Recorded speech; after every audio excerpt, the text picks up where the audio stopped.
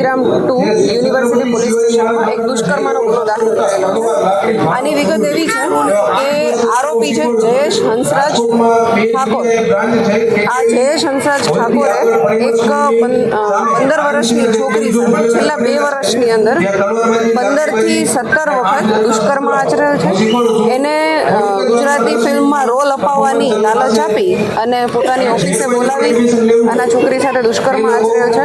અને આ જે દીકરી છે એના દ્વારા આ બાબતે ગુનો દાખલ કરવામાં આવેલો છે.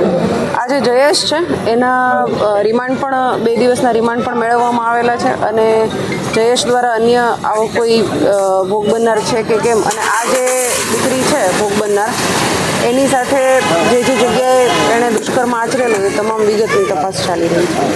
સર કઈ કલમ હેઠળ ગુનો છે?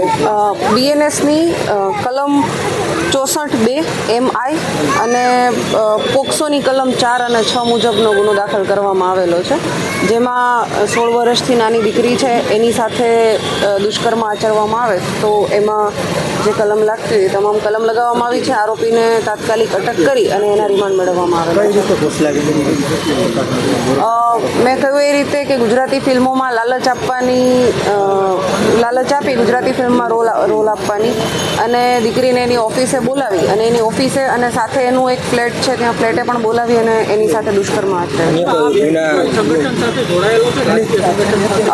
આ વ્યક્તિની બાકીની જે હિસ્ટ્રી છે એ બાબતની તપાસ ચાલુ છે. અને આ જે આરોપી છે એના વિરુદ્ધમાં અગાઉ 2016માં એક છેતરપિંડીનો ગુનો પણ દાખલ થયેલો છે.